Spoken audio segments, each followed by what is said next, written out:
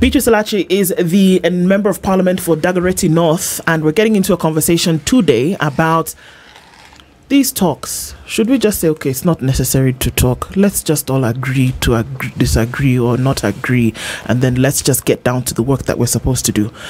But she's smiling.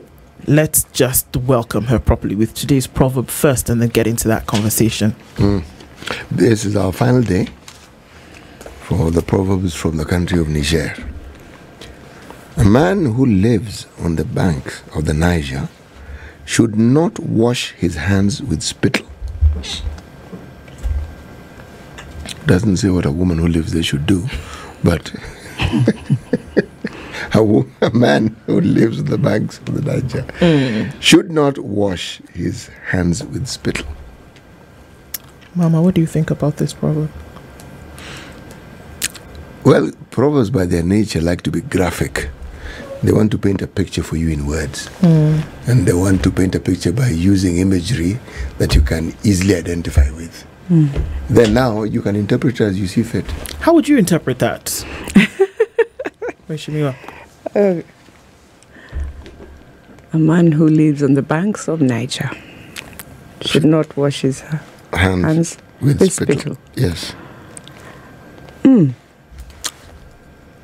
I bring it in our context. Our context is good. Yeah, it's good.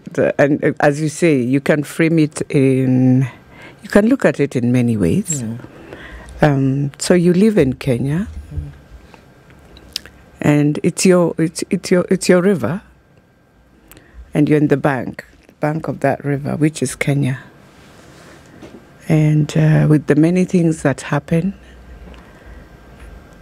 you don't need to wash Kenya and make the river look brown. Do I say brown or dark or whatever? And then, then we are here now. We are about to wash it back to clean water. I'll put it that way. That it means then don't dirt it. Yeah. Clean it up and make it better and better for you. To use it, to drink it, to wash with it. Right. And to make your environment better in many ways. Interesting. This is the beauty of proverbs. Isn't it? Someone tells you exactly how they respond and how, let me use a technical, the interface with the proverb. Because the guest who was here before you, when we asked him what his opinion was on the proverb, he took us on an intergalactic journey. We went, but that's his interpretation. Yeah. No, this is yours. This is your interpretation Yeah. of what you can do with the resources that you have. Yes. And use them well. Yes. You told the people of Dagoretti North that the resources then available would be used properly, that you would do certain things for them.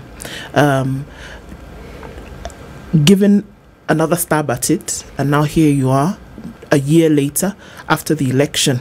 How are things going in your constituency? Well, first, to thank you for always giving me the platform, and also to welcome you to walk a journey through. But I didn't do, whenever you do photos and you say it was like this, so we are like this. But it's well. Before and after. Yeah, before and after. We didn't do that. But what I want to really thank God for that 1 year we have worked, also specific on schools and very critical in terms of academics, but also infrastructure. And just brightening a school. Kids, even us during our days when we would walk into our school and it's clean and it's brighter, you feel more ownership in terms of you're proud of yourself. Proud of being in school, and you wake up morning knowing I'm going to school. So that is one thing we've really fought for. I've really fought for. And the first thing, as I always say, before you do all that, remember this child comes from home and maybe is hungry. So we'll never even want to understand. They arrive in school, you are asleep, you're fatigued, you're hungry. So one thing I want to thank God is that we were able to get a few of good friends who have taken for the last 1 year to give these children a meal at lunchtime. And so that is one thing that has brought in a lot of retention of children.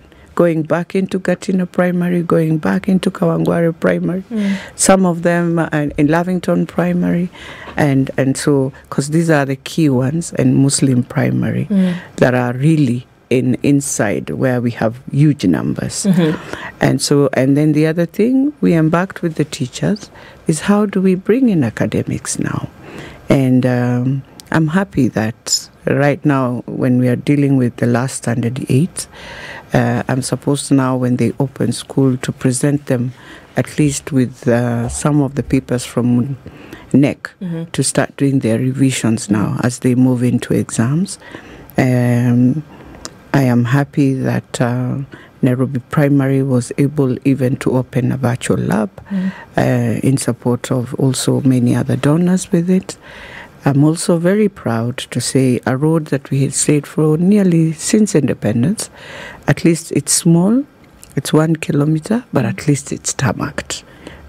And people can now see what it makes when you tarmac. It brings out complete a different transformation, and you're able now to see now people using that road. Kids who used to wonder how to get into some of the schools, HGM and the rest, are now able to walk. And now we are praying that we can finalize. It's a road that comes from Naivasha Road right down to Gatina and then to Lavington. So if we can finalize that road, we'll open up a lot, and even we'll open up now children feeling they are within Nairobi, because I know it's been very pathetic. Sure. It's interesting that you say that as children are waking up every day to go to school, the assumption is, okay, well, we're going to school, we're going to learn. But majority of these children come to school and they're hungry, having not been able to have something to eat. I remember when Nairobi Governor Johnson Sakaja was opening some of these feeding centers around Nairobi, and he talked about urban poverty. Urban poverty is experienced in your constituency, quite some. Very high. Very high. Yes. How then have these things been able to happen? And I know it sounds like an interesting question, but you know, some of these problems have been in perpetuity for, I mean, they've just been there for the longest time. How is it that these things have been able to be done now? I would say, by the way, it depends on how each of us leaders look at things. And the most sad part of Nairobi, for the most of the years, and the worst when we came into devolution, I think we ignored a few things. We ignored the social contract that we were given and looked more on the economical side of others who can just do a few things. Looked at the hardware, in terms of you're just building, I'll say, like you look at the Great North. So what do you see?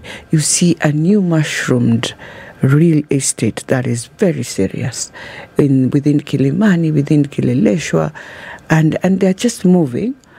But nobody within that, even our own officers in City Hall, could not think that even as you do all these things, how do you take care of your social and your environment? And then also as leaders, and I'm sorry to say that it's like we appreciate when we have very many young people who are unable to do anything, and so you're able to click on them, and they will just be around awaiting, oh, I want to do. And so all our young people, mostly in Nairobi, they think just political. Nobody thinks that life is not just political. It's both political, social, and economical. That you must start thinking of how you empower yourself. And so even if you give someone something to do, in 3 months, they come back and you find that everything you've done is just gone down the drain. Because they're used to being, until we take them through a culture that will change that mindset, that it is not about coming and asking for 2,000, 1,500, 200, 100. That's not life. Life is how you build up and get to know I will have a wife, and I'll have children, and they'll have to go to school the way your parents took care of. And you know, one thing that really just puts us to wonder is that during our time when we were going to school, you know, our mothers didn't have these things called bursary. Our parents didn't know even how to get to Mheshimiwa's home. Now, where did this culture enter into us now, this generation, that our children will have to go to school like this, and if this is not there, then they are not going to school? It's a very sad situation. See, how do I put this politely? This line of work that you chose, it's called politics, huh? And the people who work therein, if you are looking for an opportunity to apportion blame for this culture that you speak of, it's that class of individual who introduced it. No, I'm not putting blame. I'm saying we introduced it. I am putting blame, not you. Oh, okay. What you're doing is remedial. But what you're remedying is something that was created. By us. Yes. Yes. Because that area was not always that poverty-stricken. People were not always in that dire need of help, because absolutely the situation is dire. It's beyond dire. It's beyond abject dire. poverty. Abject. Yes, it's not this garden variety poverty where somebody can manage a meal. No. Because by the time a parent cannot feed their child, how poor and how deprived do you think that person is? Yes, and how sad he or she feels when he comes or she comes to ask for food. You see, then you look at it and you have no answer also. Sometimes I go to the homes. Not sometimes. Most of the time, I walk in. I just want to have a cup of tea. I'll walk with my everything, we make the tea. But when I walk in, I realize that's the only thing that will be eaten on that day. So some of them, they tell you, I would wish I have a land at home. Can I just go back home? All I need is, how do I carry this? So we will support it. I even support. Yes, you are better off. And I know right now at home, you will find food, and not just food. Education back home has become a bit affordable. Yeah. You can take your child to a day school, and you'll only pay 2,000 shillings, and they'll go to school. It's not like within Nairobi, where we are trying to still struggle to see how we can really support them. Okay. But the other challenge is that some of them would rather stay in Nairobi than going back home. Maybe there are other cultural issues, or maybe you can't even understand. Because when you ask, for example, now we are talking about affordable housing. Yeah?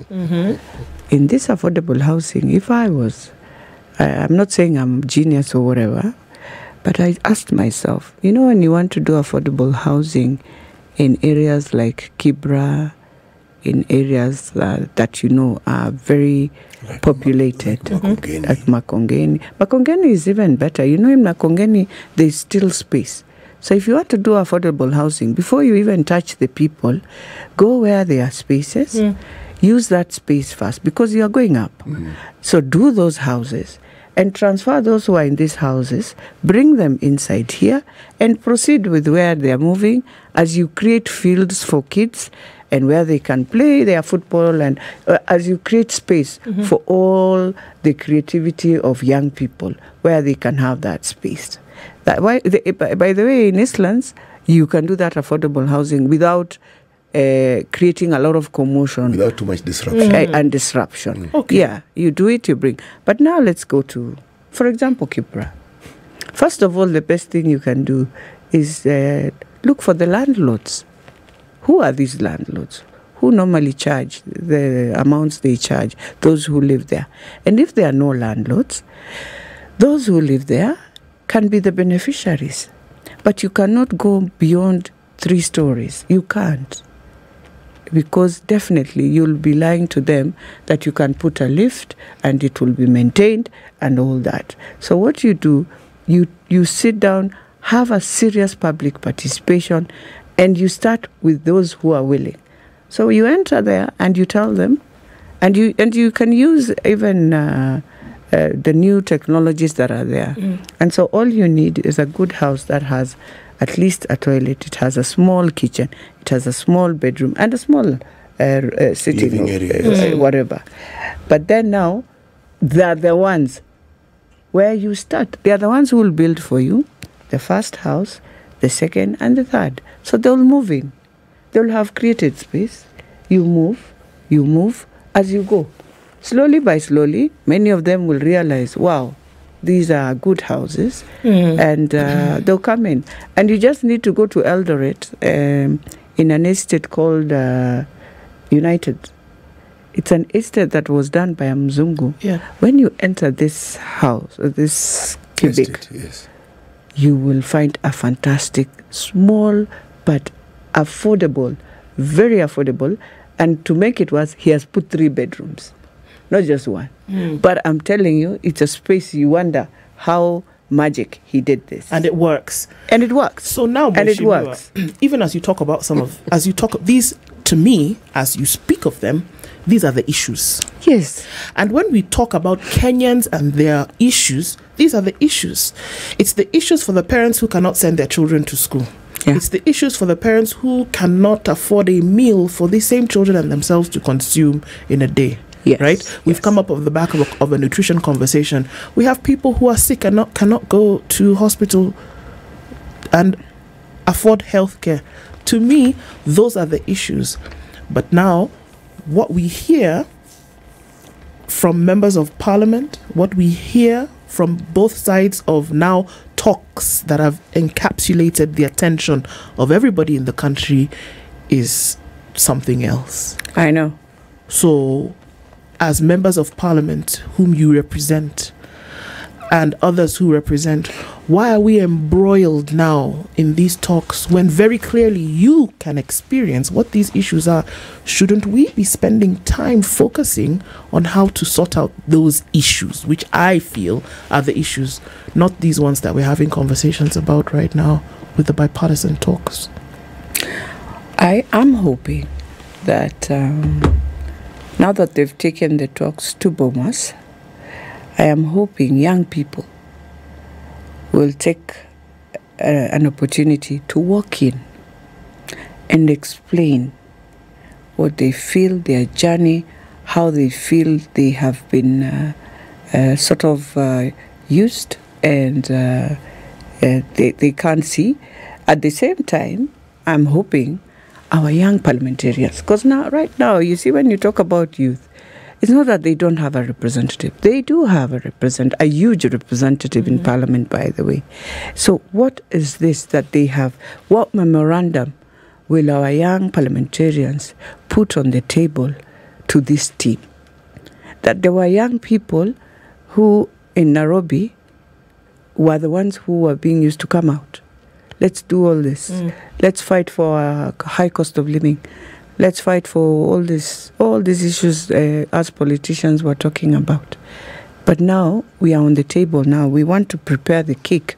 So I am hoping that cake, the young parliamentarians, representatives who are there, must put it very clear and be very clear the way the girl in Eldoret was very clear.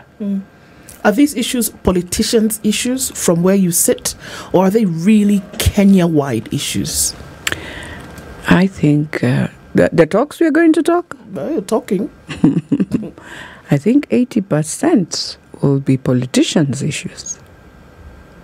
But I'm hoping, even if it's politicians' issues, in the end of the day, it's going to be Kenyan issue that will create a better environment for Kenyans to feel. I am praying this should be our last ever national thing. I am praying that going forward in the years to come, as I go down to grow old, I should not see again. Why? Why? Why do you wish it so? Especially, we can do other national dialogues. But this one on political issues, on elections, should be the last. I mean, I have to ask the question, do you really think that your colleagues and friends who are in the political profession, as you are willing to actually speak truth to each other and face the truths that we have in this country? Are they willing? You see, let me give it a positive note to say, the moment I saw my majority leader speak as he moved this, and then my minority leader, I felt okay. I am hoping that will be the tone until the end. It was a tone of sort of bringing some reconciliation and appreciating that we are one in this country, by the way. It is our country. And this hitting each other and trying to just use... You see, when you take over government, you are the government. And then you must see a better future for your country. So for me, that is what I want to see from the majority leader. That it's not a government of parties.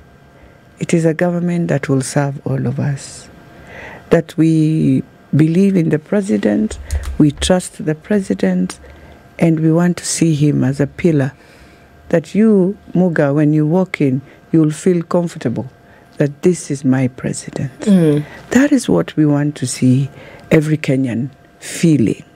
Because he goes out of the country, he stands with our flag, he's our president. He is. Indeed. Yes. Let's take a break on that note. It's 28 minutes to 9 o'clock. Beatrice ELACHI, Member of Parliament for Dagoretti North, in the studio this morning and having some insights as to where we really are. The question about then members of parliament and their true representation of the people then comes into question, and we'll come back after the break and go deeper into that.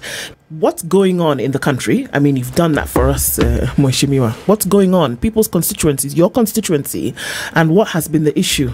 And then what the national conversation is, or what we would be told the national conversation is.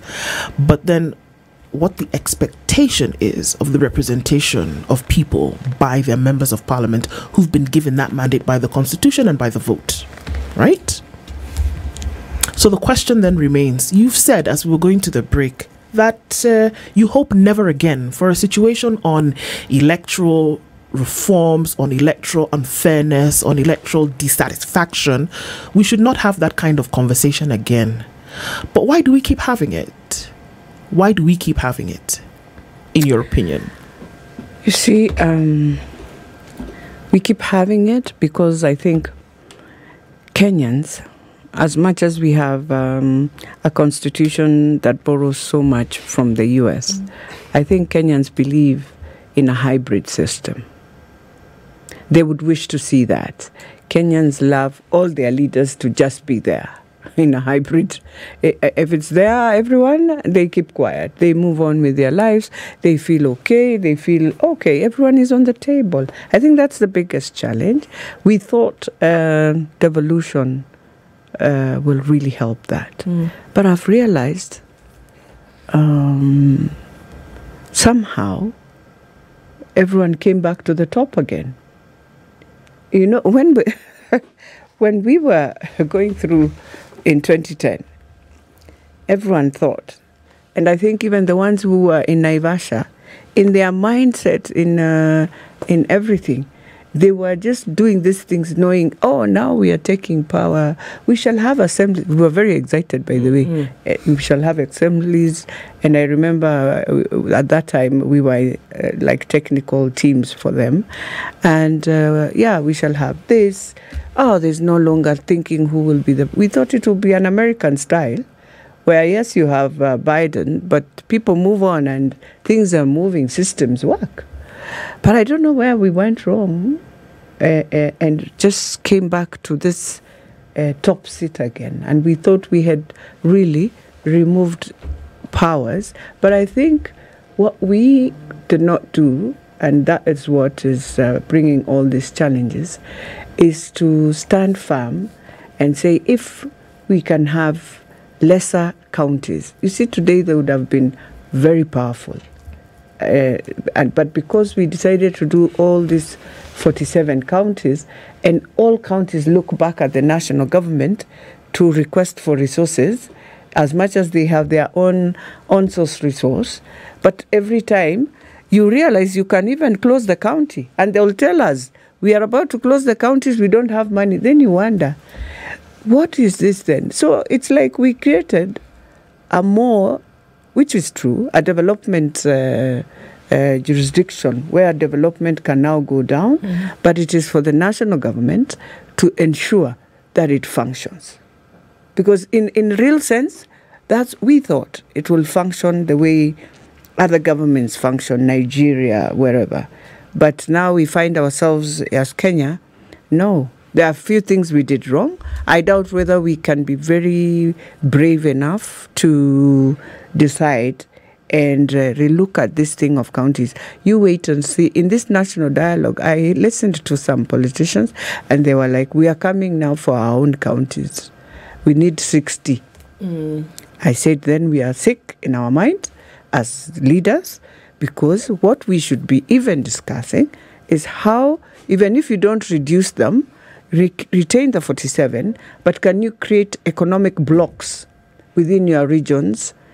Don't put in any king leadership or whatever, because it will bring a lot of conflict for nothing, but create them and let national government use those blocks to develop the few counties, so that you are able to bring up Tana River and Lamu. That's assuming that the national government and the person who's at the helm of it, whom we call the president, has those intentions.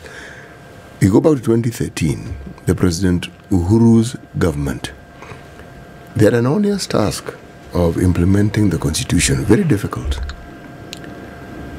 There are two institutions that had been put in place to just ensure that this process moves smoothly. Those two institutions, one, the Transition Authority, it was given a 3-year mandate. Now just think, you want to transition a system that has been there for as long as Kenya has been Kenya, in terms of our thinking, and you gave this onerous task 3 years. Then there was a CIC, Constitutional Implementation Commission, yes, where we want to actually implement. You give them 5 years. 5 years, people have hardly gotten around to understanding even how this thing works. Now the commission that's supposed to help us understand it is dismantled. What then do you have? Well, now that's why I'm saying the challenge was just as leaders, that the governors came in and felt most of their powers is still usurped within these commissions and the Transitional Authority. I remember I was a senator then. I really questioned, and I said, the Constitution says each county is unique, and therefore each county can pick the functions they feel. We are able to move with this, leave some for the national government to continue pulling it down for you. Do you know the questions? You remember our chair, our first chair? Yes. Isaac Ruto? Yes. He just came and said, no, all functions are moving now to all the counties. Now. So even a county which... But that was never going to happen. Well, that's what they did. No, that's what he said. And we had to come down as senators and sit for 2 weeks to now look at all these functions and how they are being handed over. No. Now, you see, you've got to the heart of the matter. When I mentioned the Transition Authority and the Constitution Implementation Commission, you see, governors, it was their duty to action that implementation process. Yes, okay? Yes. But when you look at what those governors did, every time I looked, I was of the impression they're like people who were walking and suddenly found they had been dipped in very cold water and they were in shock. Because a governor has real powers. Yeah. And then, to cement the power, they are given tons of money. Yet the conversation always is the money they want to get, as opposed to, okay, the money they already have, which they never had before. I know, yes. We asked that question here, what did they do with the money? Okay, we get it, you need, you want, we get that one, but this one which you have, what have you done with it? Because when you can show us that 5 billion demonstratively actually went 10. Yes. 10 I'm billion. using a nice small figure like 5, and you can figure out where it went.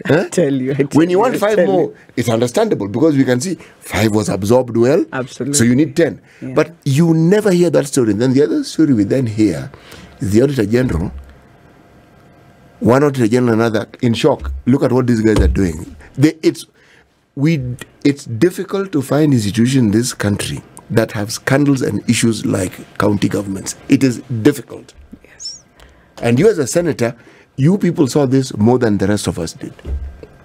So now, when we talk devolution and they're saying they want more of this, if what you have not demonstrated you can actually manage, then of course in talking here, we said, let's tone this down a bit. Maybe we're a little harsh. I remember, yes. And I said, okay. Let's give them time. No, I was of the opinion that actually we were wrong because some of them had been given jobs they couldn't do.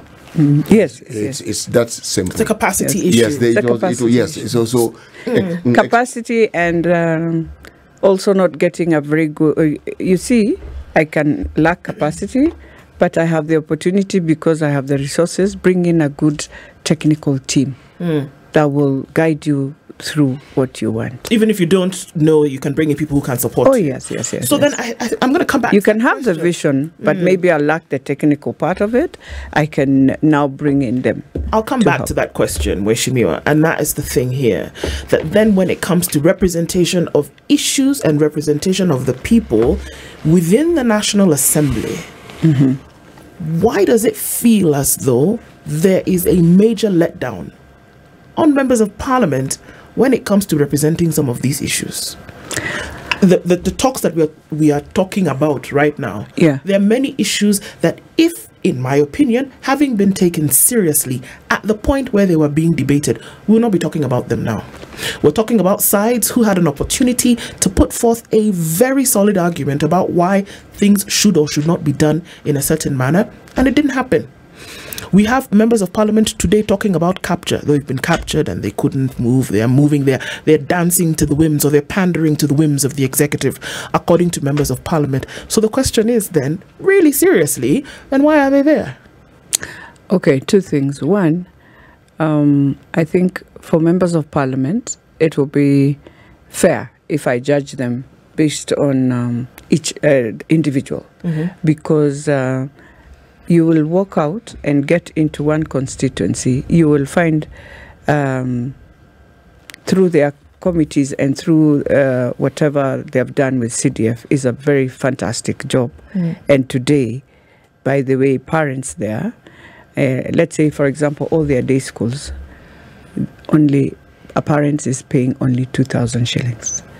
And you ask yourself, how come this member of parliament is able to do that and is able to renovate all their schools? They look fantastic. I mean, you walk into 100 schools and you see. And this is a member of parliament who's only been there for 1 term. And you have another member of parliament. And they are the same CDF as the others.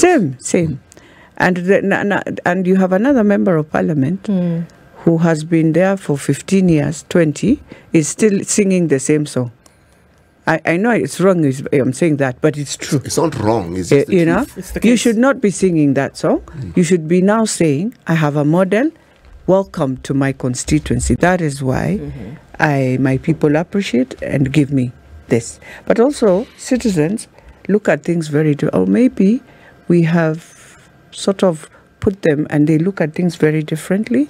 Or maybe because we don't do a lot of exchange programs that, during our time, we did a lot of exchange programs when we were in schools. Maybe that is one thing that has now, people don't see and they don't open up and see, okay, why is it that this side things are happening? How come here parents can pay 2,000 and here we are still paying? And yet it is the same thing. So that's why I'm saying we will judge each differently, but I know if you send your guys out in some areas, they have done a fantastic, even as we are going there for exchange. That's where we are learning. that indeed CDF can transform. It can bring complete change. And the good thing, after they changed the law and the courts really pushed them, which was good, it is now managed very differently. But the good thing, you go and oversight and you see, and you are able to do public participation and agree with the schools, what is your priority? What is this? In some areas, even mine, I am now juggling. How do you start? Do you know I have a girls' school and they are still eating in a tree? So now is when I'm looking for a serious, and I'm very mad. They are looking at me and thinking, this woman is mad, because I've told them I don't want to care, I don't care, but we must finish our dining for these girls. It is wrong in the 21st century and in Nairobi. Wrong. Absolutely. For the only girls' school that takes care of many of the girls who come from the same area of Kawangware and wherever, for them to wonder, where are we eating? Under a tree? It does not work. It can't be. And so we've been trying really to do it. But when you look at everything, you feel down. And you must wake. You can't show them, but you have to think and make sure it becomes an excellent school. Why do you feel down, Mheshimiwa? Because you have no answers to tell these girls why Kenya High is functioning, which is just across. St. George's is functioning, which is just there. State House is functioning. St. George's Primary is functioning. Gatina Primary is functioning. You know, you don't have a word to tell these girls. And so you just keep quiet as a parent and you say, look, it can't be.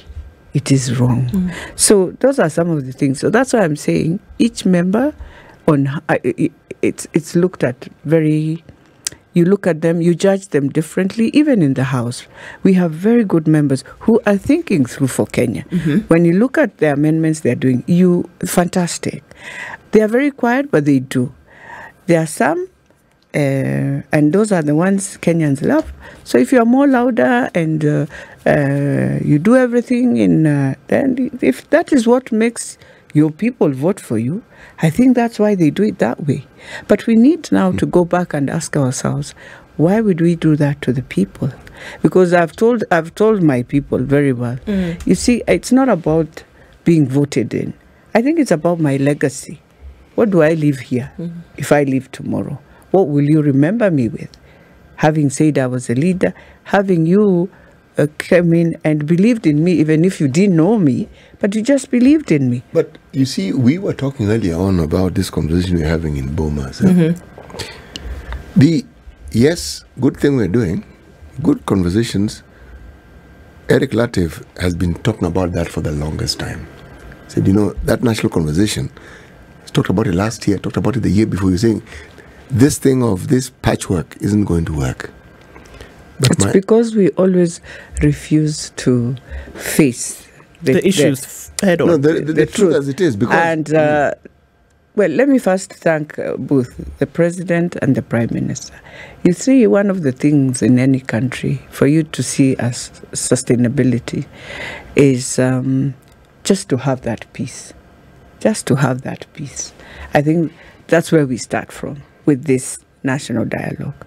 But then now, going to the next, the two leaders, I will tell you, are not the issue. The issue is us. We pull them. Because let me tell you, if it was for the President or the Prime Minister, they would have already said, you know what, let Kenya move. You know, one of the things I ask myself... When you say we is who? Us... us inconsequential wananchi, no. You important politicians? We wananchi have no issue with. By the way, wananchi, if you just let them to move on, they move on. We actually want to be left alone to do our businesses. Exactly. As we see fit. The problem is us who know, if I don't have this leader, then I'm a nobody. If I don't have this leader, then I'm a nobody.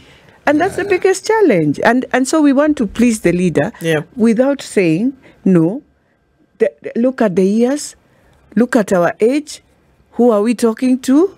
Do they understand? Do they care? They don't. They care only one thing.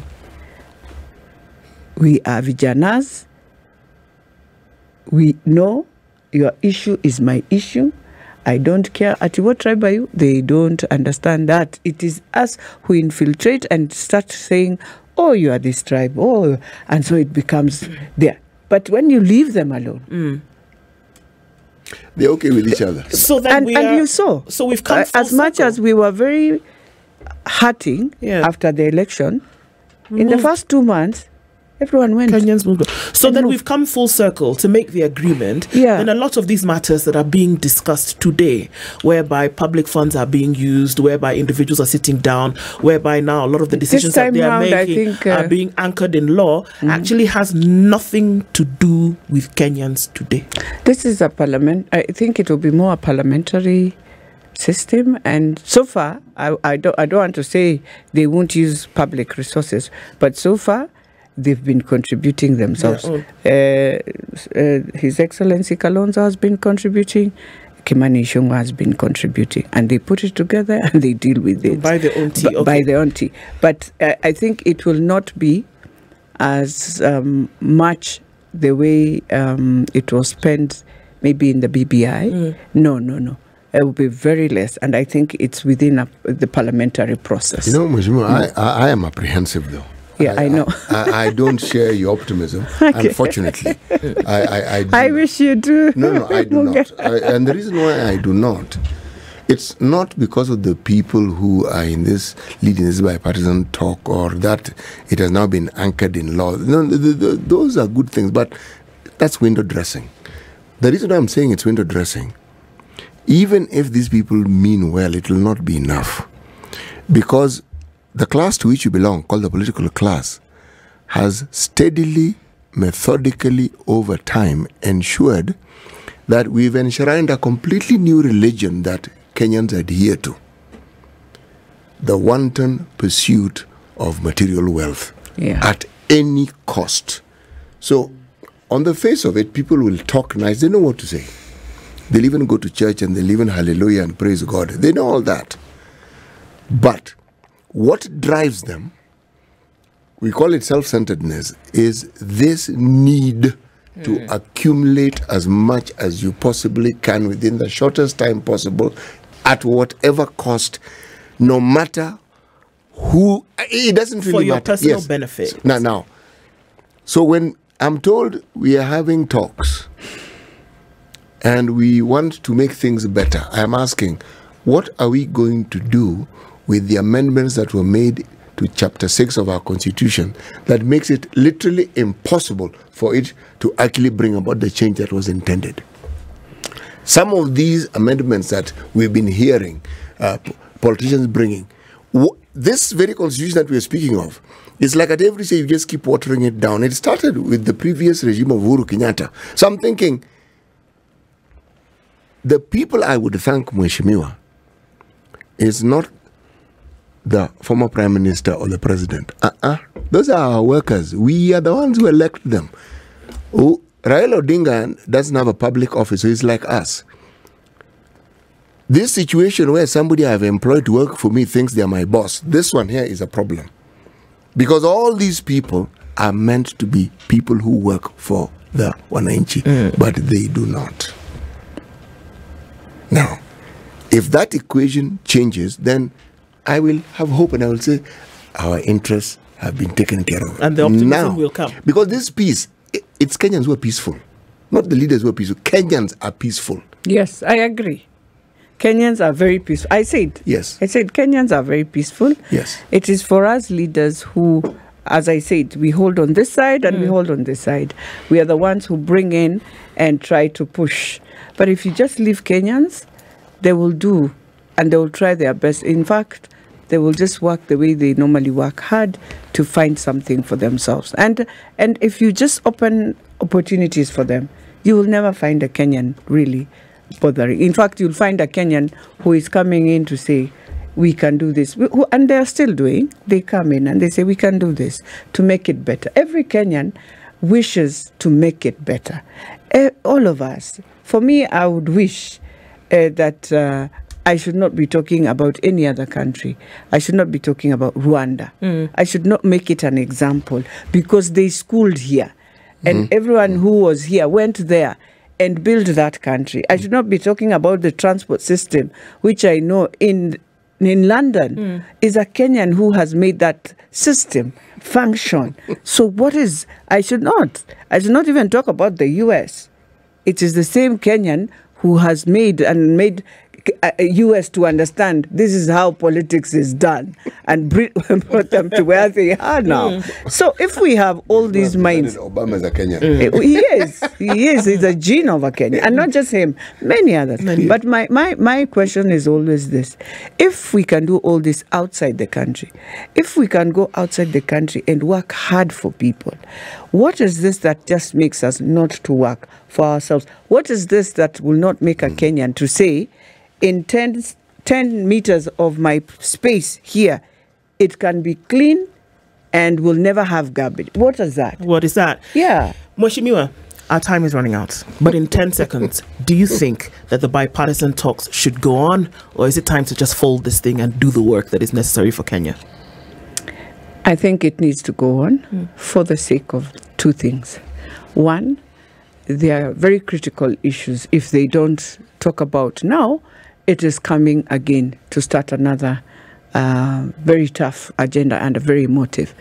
As they talk on this, remember I've said they might find themselves again people complaining about the boundaries and all these things, because the Kenyans were expecting, as per the constitution, 12 years, you'll review those boundaries. Right. Will you review them per ward maybe? Because now we can't add constituencies. Yes, we have to review them per ward. So let's talk now. And they have to talk.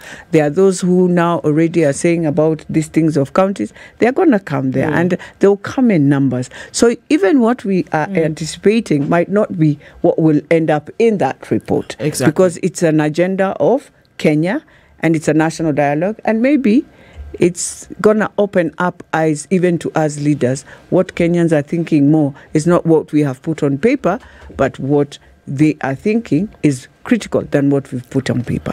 Mheshimiwa ELACHI, thank you for joining us this morning. Member of Parliament in Dagoretti North, asante sana. Asante sana, sana, sana, and I want to wish you guys a good weekend. Thank you very much.